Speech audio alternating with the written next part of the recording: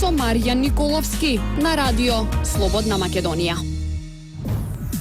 Добре, почитувани слушатели, уште еден круг. Денеска е среда, 28 септември, на крајот од летото и почетокот на есента и неколку месеци до најавените избори. Како што подминува времето, така и се вжештува политичката атмосфера во Македонија, како политичките партии да зедоат здив, да одморија за време на летните одмори и повторно се актуализираат прашањата. Во очекување сме конечно на организација на изборите на 11 декември, според роковникот некаде таму 12 или 13 октомври треба да се распушти парламентот, ако се оди според договореното, но дали оди според договореното е тема на која што денеска ќе дебатираме со мојот гостин, политичкиот аналитичар, универзитетскиот професор Александар Даштевски. Ај за почеток, оди ли се според планираното дека можеби да има избори или пак состојбите кои што се случија особено поврзани со специјалното јавно обвинителство и она што значеше повторно активирање на шарената револуција, даваат можеби некоја друга насока дека опозицијата можеби повторно да води на пролонгирање на изборите или пак тоа е само моментална состојба? Па ја не би ги мешал тие работи, нели? Она што би не би одело прилог пред себе ја ставила изјавата на претседателот на опозицијата, нели, Зоран Заев, кој рече дека нема да има фер избори и во таа насока прати писмо до амбасадите во Република Како Македонија. некој вид Тоа не оди во предупредување. прилог, да. Инаку она што СЕО евидентно прави некои негативни поени пред се за себе, со тоа и докажува на македонската јавност дека нема капацитет да се справи со состојбите, дека нема менеджмент добар, дека специјалната јавна обвинителка нема доволен капацитет да ја истера оваа работа, односно како што гледаме да ја започне првите два обвинителни предлога, што нели се со помала сила од обвинителен акт, бидејќи се работи за кривични дела за кои е предвидена помала казна, ги поднесе дури сега, после година дена. Денеска имавме уште една пресконференција, не станува збор за обвинителен акт, но предистражна постапка, повторно е врзана со некои.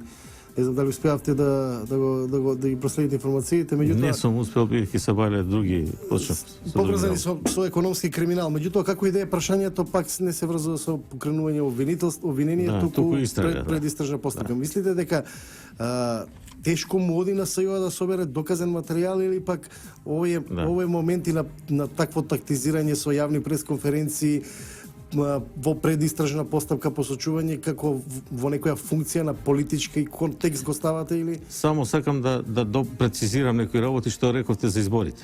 Тоа е, нели, првото прашање многу важно. Но на него ќе се вратиме и пак. Ќе се вратиме пак, добро. Тогаш што специјалното јавно обвинителство, значи ние цела година, не е ова сега пред собрание па да забораваме што се случуваше цела година. Се сеќаваме како се избра специјалната јавна обвинителка на 15, а потоа и составот. Значи сите беа срекни, мислеа дека ова политичка која продуцира и економска криза ќе се заврши, односно ќе почне да се завршува на тој начин. Сушност, специјалното јавно обвинителство, како што многу аналитичари, странски организации и така натаму, дури Јоханес Кан кажа еднаш, ние наместо да им помогнеме на луѓето, ние им ја искомплициравме ситуацијата. Значи, испадна, ја тоа сум го кажал повеќе пати, главен генератор на продолжување и продлабочување на политичката криза во Република Македонија, специјалното јавно обвинителство. Затоа што не може никако да се справи со работите, кога нешто ќе го направите така што ќе ви биде, да речеме, некој извор на сериозна екзистенција, односно на збогатување, кога нешто ќе го направите така што ќе заземете страна во случајов, дали и они се поврзани со странски служби, дали тоа оди преку опозицијата, дали оди преку некои други фактори, не е важно, меѓутоа целото однесување на СЈО е несоодветно и упатува на тоа дека не може да ги реши состојбите, не може да ги реши прашањата. Еве сега ова, да разговараме сега за собранието, мислам така ќе дојдеме. Всушност така и почна целата ситуација. Зашто знаеме дека они од тие 12 месеци што помина, 6 месеци не работеа по своја вина. И сега они се повикуваат на председателот Иванов. Не може да се повикувате на тоа затоа што додека траеше таа аболиција на 50 луѓе, вие викате дека има 540. Вчера дефинитивно потврди лидерот на опозицијата и го праша зошто милион, викат другите се транскрипти исти, значи папки и така натаму и затоа милион. Значи 540.000 ако има, а има 50 амнестирани, вие можете да работите на другите неколку стотини илјади, не знам се од тие 500 дали се за исти луѓе или не, предмети и нема потреба од пауза. Значи тоа е нивна вина. Втора нивна вина пред да дојдам до собранието е од одложување на изборите во мај, која се одложена за 5 јуни, до пред донесување на овие акти, немаше ни еден прес, немаше ни една активност на СЈО. Која е причината според Па вас? мислам дека не ни беа тука. Немавме никаква информација, кај се.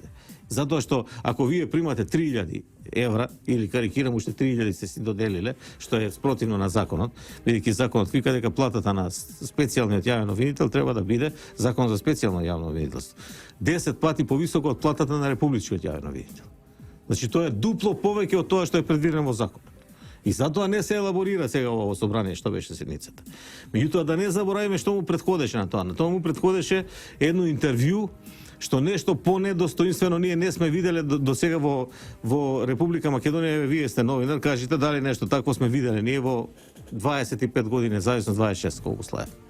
Значи тоа не се случило и сега како тоа процурило, што се вика, и како дошло целото интервју, меѓутоа вие да не знаете да кажете добар ден, добро вечер, како ќе водите вие постапки, да не знаете да прочитате нешто. Ај што не можете да се изразите, ај што не можете да зборувате, што повторувате постојано, значи, па сега не можете ни да го прочитате текстот, па ставате на очери ги вадите, значи јас сум зборил со професионалци. Тие викаат дека ако некој носи, му требаат на очери за блиско, за да се добие со поголема сигурност, треба постојано да не ги вади. Затоа што ако ги извади, многу делува. Во секој случај. И сега фактички тоа докажа дека кој е капацитетот на специјалната јавна обвинителка не само за правни работи, туку и за менаџирање. Да се вратиме на суштината што е всушност и првиот оној извештај кој што се наоѓа во парламентот, таму предизвика серија реакции пред се од представниците на владачкото мнозинство, меѓутоа и од независните пратеници во парламентот. Како вие го оценувате тој извештај на СЈО и целата таа расправа во парламентот која што во принцип се сведе на ситуација да специјалната јавна обвинителска поставува прашање на пратениците не во обратна ситуација? Значи тоа го поврзувам, значи никогаш не давам ја директни одговори, тоа знаете, туку анализирам претходно што се случувало. Го поврзувам со тоа што уште на старт така се постави специјалната јавна обвинителка како да е над сите органи во државата и ова по втор пат кажува дека не ги признава институцијата на системот, вклучително институцијата која избрала неа.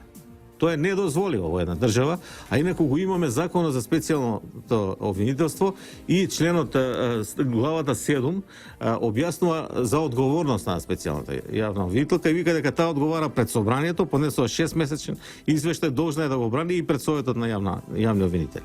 Значи тоа беше следниот чекор после собранието, совет на јавни. Значи тоа специјалната јавна обвинителка не го направи и затоа се искомплицира уште повеќе состојбите. А не го направи затоа што така и одговара, затоа што сака она да прави што сака. И затоа не одат работите таму. Затоа што гледаме сега, значи они кријат, меѓутоа нешто ќе се провлече, некој инспектор се вработил, па жена му се вработила, а претходно била трговски патник на агенцијата Авон, што не може она ништо да направи, ниту да преслуша разговор, ништо, тоа е социјално прашање на некои луѓе кои се блиски до нив. Од друга страна, не можеме да поминеме туку така преку фактот. Овде на оваа седница јасно се виде спрегата помеѓу СЈО, односно помеѓу специјалната јавна обвинителка и опозицијата. Значи, зад неа имаше снимки повеќе, седат Мисовски и овој Петар Шилегов и кажуваат и шепкаат што да кажат. Тоа е преседан. И како вие да не ги поврзате тие две институции, опозицијата? Зошто за тоа никој не реагира во? Па не знам, тоа многу ретко се експлоатира во јавноста. Мислам, тоа толку делуваше. Ја на пример да сум специјален јавен или да сум, не знам, во основно јавно обвинителство заменик јавен обвинител. Ја не би си дозволил таква работа да ми се случи. Значи вие ништо не знаете, па треба некој да ви шепка, да ви биде тутор. Значи да ви кажува што е одговорот и од друга страна на огромниот телефон што го поседуваше во нејзе специјалната и стигаа пораки и се она чита што да каже. Тоа беше под секое ниво и некоја држава ако сака да стане сериозна не смее тоа да си го дозволи. Од друга страна се извештаат, нели тоа беше прашањето. Извештаат како извештаат. Значи прво она што го реков и затоа малку ми се подлги одговорите дека мора да се поднесува на 6 месеци. Она не го поднесе токму поради тоа, за да направи некои действија кои не се добри и кои на нејзи се свигаат, ама на пратениците и на Советот на обвинители нема да му се свига. И затоа е лошо тоа, зашто тогаш они се собранието зашто одговара пред оно е коректор на незините произволни и само одлуки кои се погрешни. Значи они ќе ги кажат, значи за да се заврши побрзо работата, се она бара да и се продолжи рокот.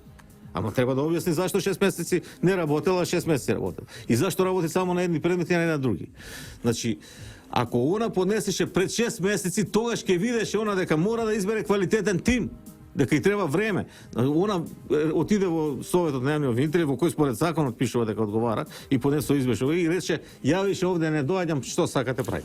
Тоа таквиот истиот однос го има и во парламентот. И во парламентот и полош. Не можете вие, има делови, таму неколку пати ја предупредуваат дека не смеете вие така да се однесуваме. Например, она на пратеникот Антонио Милошевски му се закарува со бомби.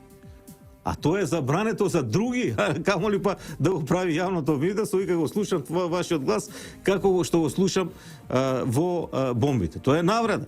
И да речеме за тоа може да реагира пратеникот и да поднесе некоја... Она што се однесуваше делот на финансискиот дел на извештајот. Па тоа ми беше следното, неколку пати потенцира Јанева дека јас не одговарам на тие прашања. Добро, има ли некој во оваа држава кој што може да ја повика на одговорност, како може... Дефинитивно тоа е собранието. Собранието ја бира и може да ја повика. И јас сакам да кажам, многу луѓе мислеа дека ќе направиме тоа и нема да се случи ништо. Меѓутоа не испадна така, си дојде време за да се сноси одговорност. Така и таа одговора пред собранието. Собранието избира, може да ја разреши. Ова што не ја разрешуваат. Тоа е веќе политичко прашање. Не верувам дека постои... Да, но она не може да троши пари без везе, бидејќи парите се на народот. Секој мора да даде отчет, сега она сака треба да гони за корупција, а таму има 1.250.000 кои се потрошени, не кажуваат како. Бидејќи они ги кажуваат само оние пари за реновирање на просториите. Што не се воопшто важни, нормално се реновираат просториите за да им се создадат подобри услови за работа. Другите пари, а тоа се платите, хонорарите, кои ги ангажирала, зошто ги ангажирала, странците се многу скапи. Вие да ангажирате еден експерт од Германија, тоа кошта повеќе 1000 евра, може и до 20.000, зависи во која област и за што сте го ангажирали. И кој ви го дозволил тоа право, кога ние овде имаме. И затоа треба да се елаборира тоа. Сакам да ангажирам експерти од Германија поради тоа и тоа. Па се гласа, може, не може. Нели сега сите работи одат со консензус. Така. Може парите и дека се договорат. За тоа, дали нешто во специјалното јавно обвинителство се крие и дали нешто има друго во позадина околу тоа зошто не се соопштува финансискиот извештај, разговараме во вториот дел од овој интервју. Круг со Маријан Николовски на радио Слободна Македонија. Назад во кругот, поштовани слушатели, јас сум Маријан Николовски, автор и водител на емисијата. Со мене денеска Александар Дашевски, универзитетскиот професор, разговараме на политика поврзана со изборите и специјалното јавно обвинителство. Застанавме кај финансискиот извештај. Може ли да се сомневаме дека нешто стои во позадина со оглед на тоа дека упорно или јас не ви давам отчет кај сум ги потрошила тие пари? Па апсолутно дека може и некои работи веќе излегува, значи повеќе работи излегува каде се потрошени тие пари. Значи прво тоа што го реков, ја не сакам тоа да го потенцирам затоа што викате што се мешати во платите и што се меша било кој во платите и така натаму. Ма не се тоа плати на приватна компанија и да, тоа се плати кои се платени од буџетот и сега фактички ако е решено во закон да биде 10%, што не е малку, нели, не солидна плата имаат функционерите, ќе биде толку, не може да биде сега, па за сите, нели излегува платите на интернет страница, не само за раководителката, за КТЦ, туку за сите надолу, од прилика исти плати, околу 3000 евра, и плюс таму пишува една голема сделка, каде што нема поединечно, за посебни издатоци, додатоци на платата. што од прилика се солидно високи. Не знам дали се како платите или не, меѓутоа доволна е само платата, а камоли други додатоци на платата, и од друга страна тие извршители таму се зборува, се они демонтираат, меѓутоа за неколку се потврди со факти дека се вработени таму, дека се роднини на тие што се вработени во специјално јавно обвинителство, дека се пријатели, дека се блиски луѓе. Така не се прави резултат во една институција. За да направите вие да се преслушаат овие, па тоа мало дете ќе го направи. Значи се оди на принцип на селекција, ама требате да имате искусни луѓе, како овие што му ги дадоа материјалите на Зоран Заев, Верушевски компари, кои знаат да го прават тоа. Инаку тоа се прави за еден месец. Значи по принцип на селектирање. Ако имате таму луѓе кои ги си ја знаат својата работа, и затоа не сакамо да извештај кои се луѓето, па колку пари земале. Колку земал Грчев, колку земале овие другите што се пристрасни. Уште еден предмет стои заглавен, а е многу битен поврзан со специјалното јавно обвинителство, тоа е прашањето околу тоа кој прислушкуваше во Македонија. Па тоа е цело време, тоа се преплетуваше на расправата што беше. Значи не може да почне предметот додека не се открие кој прислушкувал. Ако бидејќи претходно, пред да се формира специјалното јавно обвинителство, судот донесе одлука дека не може да се поднесува кривична пријава врз основа на тоа ако се прислушкуваните материјали неовластено прислушкувани. Значи, бидејќи лидерот на опозицијата, а и СЈО на почеток тврдеше дека ќе докаже дека тие се прислушкувани во УБК, односно ДБК. Нели? И сега, ако не се прислушкували таму, тие не може да се земат никако доказ.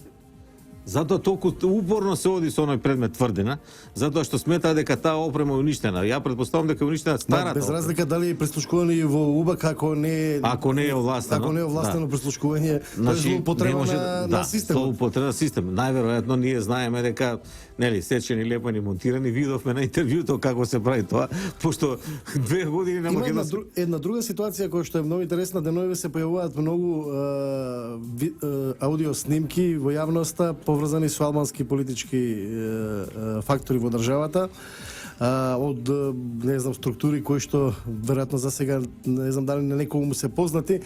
Меѓутоа, сега да го прокоментираме тоа низ призмата на вчерашната изјава на лидерот на опозицијата. Зоран Заев вели дека додека тие биле собственици на материјалите, не излегол ниту еден разговор надвор од она што беше објавувано на пресконференцијата на СДСМ, што во основа и беше вистина. Меѓутоа, после тоа имавме ситуација дека бе еден цел предмет со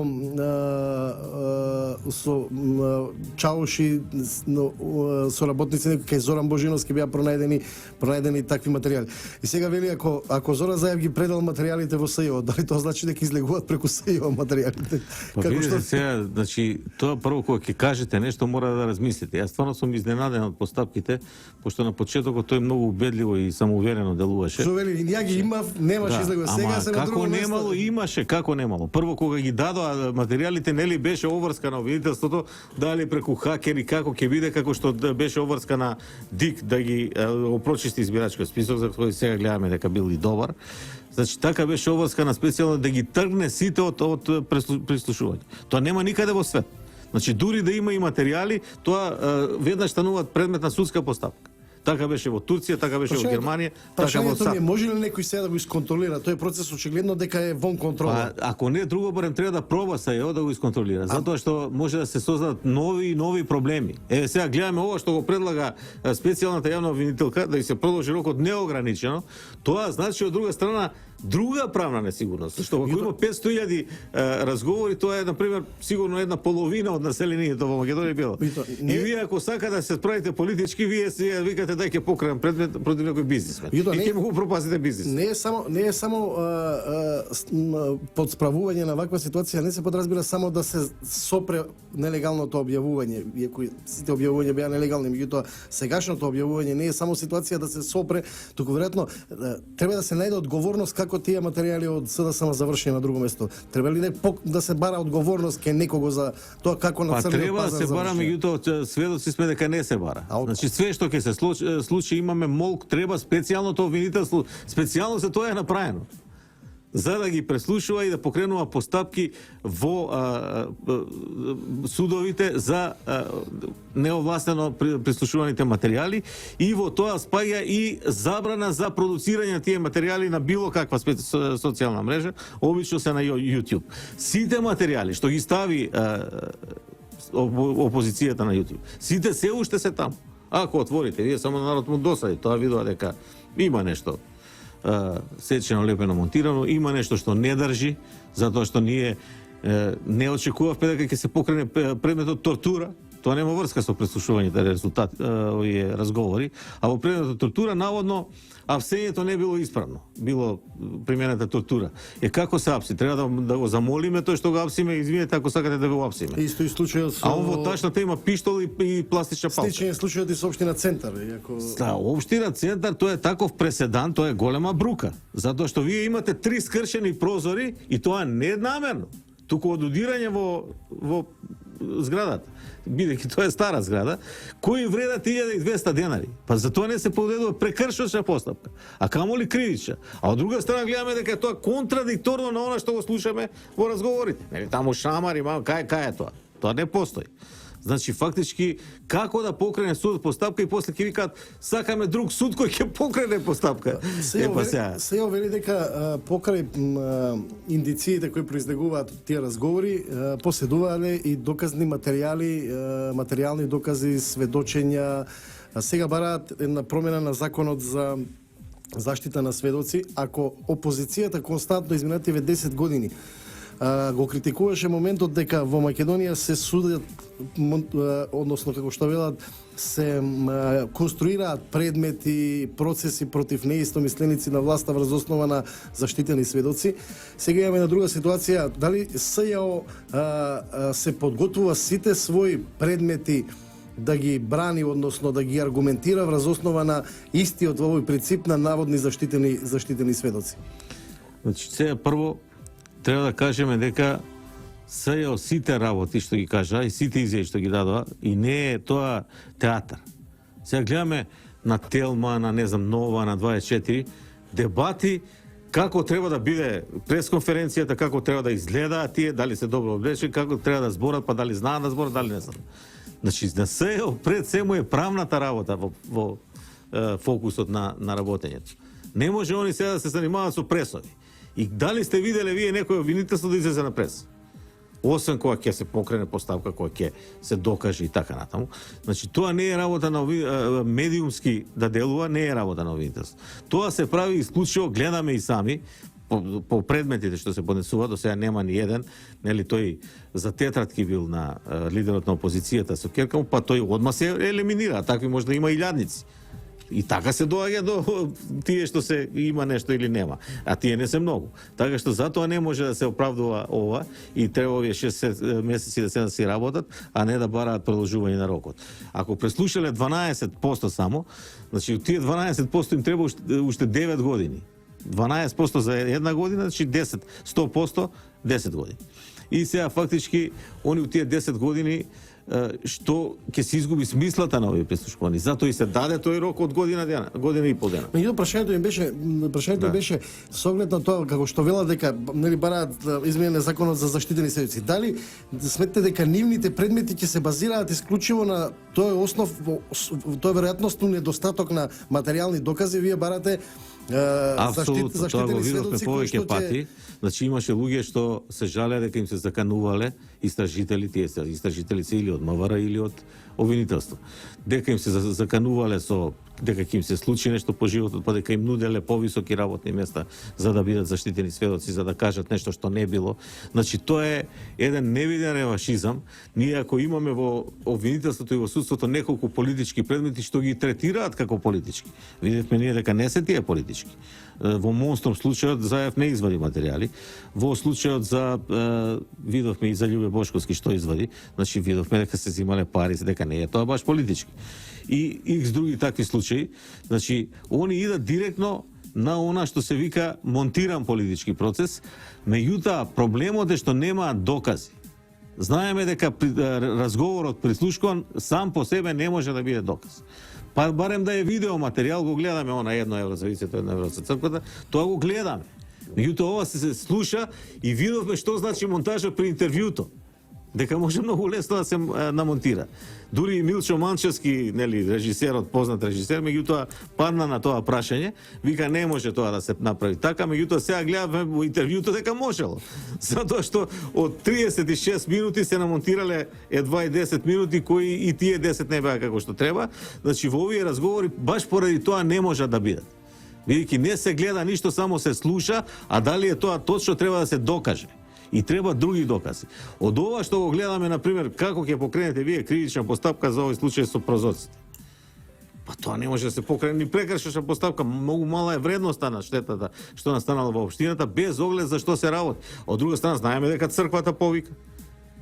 Зашто поентата беше да се сруши црквата во центар, кој ќе биде најубава црква во Македонија. Другиот случај, како што читаме во, ја не знам сега, не се мешам ја во работата, не навлегувам во работата на СЈО, меѓутоа судот го вратил поради тоа што имало фотокопии. Заштитени биле тие деловна, односно службена тајна биле тие документи и им пратиле фотокопии. Па од кај да знаат овие дали се фотокопии или не се фотокопии и бара да им се пратат оригиналите. Веројатно нема за се оригинал, па не можат и да им ги пратат. Сега ако немате докази, како на сила ќе покренувате постапка? Дали случајот со Уставниот суд и специјалното јавно обвинителство, нели опозицијата инсистира на покренување на постапка пред Уставниот суд за да се произнесе Уставниот суд околу уставноста на ова прашање. Уставниот суд, колку што успеав да видам пред некој ден, спомна дека кога ќе дојде време да такво нешто може да се ќе се произнесе, наводно сега нема пишано закажана седница за до распуштање на парламентот. Може ли да се случи СЈО, Уставниот суд, евентуално одлука на Уставен суд за неуставност на обвинителството да ги одложи изборите во Македонија? Па тоа мислам не. Пред тоа би кажал друго дека може да биде проблем, е ова што се пролонгира седницата која требаше да биде завршена денес за извештајот на СЈО. Тоа се пролонгира пошто специјалната јавна обвинителка спротивно на законот за специјално јавно обвинителство не сака да се појави. Рече ја овде више не доаѓам, како да е она таа изјава ми доаѓа како она лета се моа. Значи таа одлучува за све во државата и не постои парламент, не постои уставен суд, не постои совет на јавни обвинители, ни еден орган не е легитимен. Така што не може да се случи поради тоа да се одложи, може една работа ми е мене само проблем. Се пролонгира она што мора сите изборни единици да имаат приближно ист број на избирачи, а петката веќе го надминува лимитот кој е предвиден во законот. Прашање остана уште отворено. Да, тоа е отворено и тоа мора да се реши на парламент. Меѓутоа има уште една недела. А има и други прашања, или за буџет ќе се 13 дена. Да, тоа ми е мене спорно, дали ќе стигнат тоа да го сменат. Тоа може да се смени за еден ден, а може да се менува и цела година. Мислите дека се уште нема политички договор околу тоа прашање? Па мислам дека нема, затоа што ДПА има едно решение, ду има друго. Сега зашто би отстапило ДПА, се треба да се иде 4 да се. Тоа веројатно зависи од договор меѓу албанските политички партии. Да, тоа ако се договорат ќе се реши за еден ден. Значи дали Дебар да помине во една или во друга изборна единица или заја се остане. Дали Тоа е прашање. Сите други прашања мислите дека се апсолвирани околу изборите, избирачкиот список, мислам дека е веќе секому јасно дека е затворен? Јас мислам дека се апсолвирани затоа што видовме дека избирачкиот список за кој изгубивме 2 години всушност бил прочистен. Дека имало 170.000 кои се во странство запишани и тие ги извадија, тие за да си гласат само таму, дека има 30.000 кои се избриша. Генерално бројката не се намали ни за дури. А не се намали, истата бројка остана, меѓутоа избирачкиот список е жива материја. Значи од избори до избори 4 години има. Значи има луѓе се раѓаат, стануваат полнолетни. Тие што имале 17, значи 3 генерации се стекнале со право во јуре.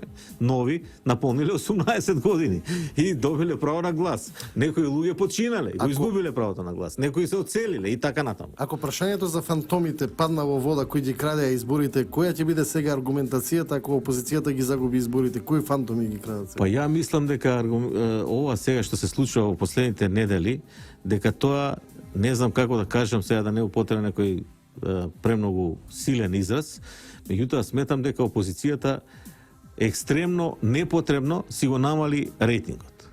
прво го отвара прашањето за јас зборувам за тоа, го отвара прашањето за федерализација, односно за двојазичност на територијата на цела Република Македонија, зашто апсолутно нема потреба. Ако размислите вие, значи ни главните албански партии не го бараат тоа, сега дуи се вклучи во тоа, нормално дека не може сега без да се вклучи, а дуи да остане по страна. Меѓутоа, тоа прашање е решено, абсолвирано, затворено во Република Македонија со Охридскиот рамковен договор кој е преточен во Уставот и донесени се закони. Закон за употреба на јазиците во Република Македонија дава поголеми стандарди. Слушав завчера дебата на ТВ Нова и сега као мора федерализација, мора да се смени законот и така натаму. Дава поголеми стандарди од оние што ги дава декларацијата за употреба на јазици на Советот на Европа на која сме ние членка. И на нас таму никој не ни вика, имаше некои дебати како може да збориме ние дека тоа е во ред, кога ние не сме ја подпишале таа декларација. А ја во мај бев службено во Страсбург, во Советот на Европа, и таму ми викаат нас никој не прашува да ја подпишеме таа, бидејќи ние сме дале повеќе стандарди. Па таа декларација може да биде пречка за понатаму да се укинат оние што не се меѓународни стандарди. Така што со покренувањето на тоа прашање се предизвика огромен револт пред секај македонците, но и кај албанците во Република Македонија. Затоа што вие сакате да им го разбирате, да разбиете гласачкото тело. Тенденциозноста или односно тенденцијата на опозицијата како што велате, создавање широк фронт, они таргетираат веројатно и на гласови од албанските политички партии. Дали тоа значи дека проценката им е дека кај македонскиот политички блок, односно кај македонските гласачи ја немаат довербата која би им била потребна да победат на избори, па затоа таргетираат вакви ситуации кои што би требало да привлечат албански гласови за да го надокнадат она што значи недостаток кај македонското гласачко тело кое што не може да го апсолвираат, предпоставам по нивна предпоставка. Не само што ја немаат, вие сте сведоци на социјалните мрежи што се случуваше. Значи не само што ја немаат, туку и таа што ја имаат ја загубија со овие последни потези што ги повлекува во последните недели. Значи вие не можете ни да го оправдате тоа дека ќе во Струмица и во Прилеп ќе се учи албански јазик, а зошто? За да се стекне музичко образование на албански јазик. Па ние знаеме дека нели солфеж се учи со виолински клучеви, со ноти и така натаму. Немате некоја посебна потреба да учите музичко образование. Тие што знаат да свират пред себе се само. На крајва промашена е тезата, ако вие у Струмица знаете албански, а ако идете во Тетово или Гостор се обратите на македонски, не може да добиете одговор на македонски. А вие имате сега ситуации, мене ми кажуваат советници и од СДС и од ВМРО да помане. Кога бидејќи 80% од населението или 70% во Тетово се албанци, не обезбедуваат превод за седници. Па суштината на рамковниот договор, значи обратно сега треба да се решава македонскиот јазик, бидејќи тој е прв јазик. Значи апсолутно е промашена таа теза. Суштината на рамковниот договор беше ако некој се обрати на албански да може да добие одговор, а не и дека ако некој се обрати на македонски да не може да добие. Да не може да добие затоа што не се обезбедени преведувачи, не се обезбедени материјали. Тука мораме да направиме уште една кратка пауза и потоа во финишот на денешната емисија. Круг со Марјан Николовски на радио Слободна Македонија. Почитувани слушатели, во финишот на денешниот круг го оставаме СЈО на страна. Очекуваме дека состојбите таму ќе можеби да профункционираат како што треба, ако не, меѓутоа ние поминуваме во финишот во оваа емисија на темата она што значи класична сува политика поврзана со изборите. Ајде прво да ќе се вратиме на крајот, односно околу можноста за имање и немање избори. Претходно околу прашањето кај што прекинавме и обидот на опозицијата и на лидерот на СДСМ да имплементира некаков вид на како се нарекува тоа, прибирање, процес на прибирање на гласачи од албанскиот електорат. Моje мислење е дека проценка е дека тоа во СДСМ се прави заради тоа што веројатно не достигаат гласачи македонци да се победи власта, затоа се иде на ова прашање, што од една страна и легитимно политичко решение, зошто да не, секоја политичка партија може да таргетира на било кој од гласачите, меѓутоа колку тоа според вас е реално во Македонија, колку може реално опозицијата да се надева и колку гласови може да собере од албанскиот електорат, ако знаеме дека генерално гласачите во Македонија се поделени по етнички табори. Македонците гласаат сегаш за македонски политички партии, албанците за албански политички партии. Иако можеби македонските, имаше еден случај македонски гласачи кога беше председателските избори со Имер Салмани, иако не можеби голем процент, меѓутоа еден добар дел гласаа за албански кандидат, меѓутоа не сум видел дека албански електорат, осема кога станува збор за председателски избори, гласа надвор од своите етаблирани политички партии. Па јас се надевам дека тука нема некоја сериозно лоша позадина за продуцирање на конфликт, бидејќи криза веќе имаме, конфликт помеѓу етнички конфликт, затоа што како што знаеме дека постојано тоа не е ни тајна и постојано го изјавува председател на опозицијата дека треба да свиткаме кичмата, дека тука стои позадина на федерализација, што се заговара сега со председателот на опозицијата, нели го видов. Мислите дека тоа прашање е подлаво околу желба? Јас сум отворено се залагам за федерализација, тоа што живее во странство, и тоа и го зборевме со господин Зоран Заев. Зборевме за федерализација на Македонија, нели таа снимка постојано се врти и на вашата и на другите телевизии, мислам вашата сега условно кажано. И тоа е едно, а друго промена на името. Ако не се работи за тие две прашања, значи продуцирање на криза која ќе ги одложи изборите, евентуално ќе доведе до некој конфликт, па да нема избори, да се создаде некоја друга, да кажеме, протекторат, да дојде некоја управа, како што е во Косово тоа, нели, Еулекс, да овде управува со Македонија. Ако не е тоа целта, тогаш тоа е тотално промашена политика која ќе вроди со катастрофални резултати за опозицијата. Гледаме на социјалните мрежи дека нивните аналитичари ги критикуваат. Веќе видовме дека Чомовски минатата недела го критикуваше СЈО, дека тоа не е добра таа поставка што ја прави.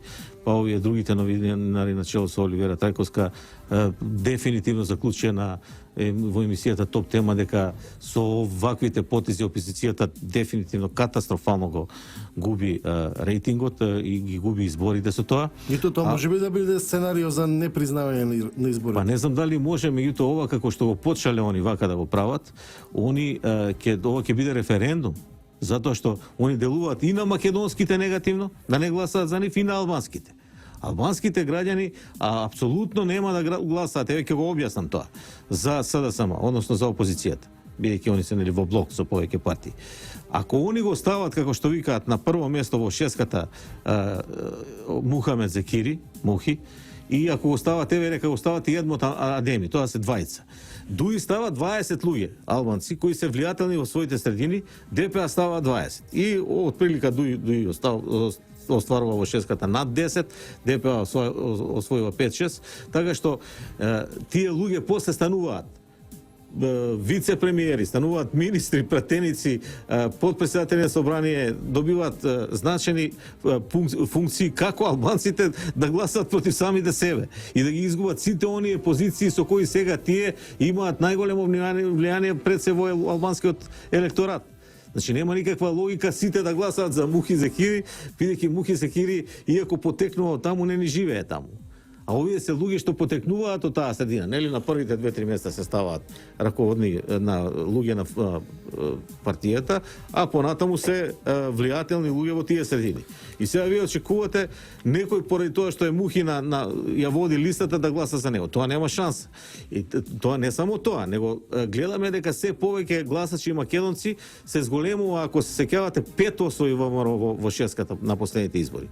Значи тие гласачи како? Не, мислам дека не. 4, колку освои? 3, не се. 4 со се турците, пошто беше на прво или второ место, Турска на второ место. Од турската партија 4 освои места. Значи, а сега само колку 3 или 2 или 1, не е битно. Сега тие ќе ги изгубат они. Значи во шеската сите македонци ќе ги изгубат затоа што сакаат да привлечат албански гласови. Не ги интересираат македонските гласови. Од друга страна, поради таа политика на двојазичност во Струмица, во Прилеп, бидејќи тоа прашање затворено, решено, сега го провоцирате вие и со тоа ги провоцирате граѓаните и таму ќе изгубат гласови, ќе кажат ние сме против тоа во Струмица да се случи, зашто кога има 1-2%.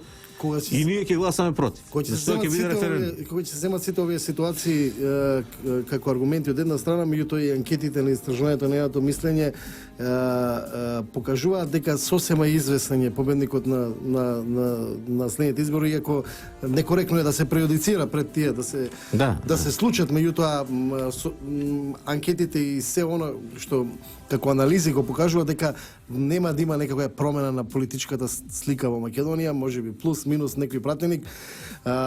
Тогаш останува отворено прашањето од две прашања од исти аспект отворено. Дали ќе има избори на 11 октомври или ќе има ново одлагање? И второ, ако има избори, дали тие избори ќе решат политичката криза ако остане истата политичка слика во Македонија? Па како што гледаме и вчера изјави лидерот на опозицијата, постојано изјавуваат од власта сите политичари дека ќе има избори. Тоа беше залагањето и на Викторија Нуланд, која ние сега викаме, абе, и кога ќе дојде она, па и кој ти може да се сменат работите, меѓутоа може тие луѓе и да преземат сериозни мерки кои може да ни наштетат, затоа што се сепак врни политичари во светот, не само во САД. Вие гледате дека во времето на Реган Викторија Нуланд преговараше со владата. Дојде Обама, пак Викторија Нуланд. Значи председателите може да се менуваат, меѓутоа некои Ваша проценка значи дека ќе има избори? Па моја проценка е дека ќе има затоа што сите викаат така, единствено, значи оставам резерва на овие технички работи. Што ги спомнавме предходно. Да, буџетот може да одземе многу време, тоа може да доведе до тоа да не се реши прашањето за изборните единици, затоа што албанците сериозно се бунат. Значи на вас ако имате над 5% да кажеме во шеската. Јасно е, немаме многу време да го нема време, да. И второто прашање, ако се слушате изборите и остане истата политичка слика плюс минус, ќе има ли решение на политичката криза или таа ќе продолжи? Па јас сега ја анализирам она изјава на Владко Ѓорчев, не мора да значи дека е точно што е кажа во собранието, дека гледаме вика дека вие одите на тоа да ВМРО има помалку од 60 пратеника, за да може да се обиде, како што сакаат тоа да го направат, да се направи обид за мешовита влада со сите овие 4 што преговараа и на тој начин да се издействува таа промена на името или евентуално не дај Боже федерализацијата, бидејќи сметам дека ако не ги покренеше СДСМ овие горливи прашања, дека и албанците се задоволни.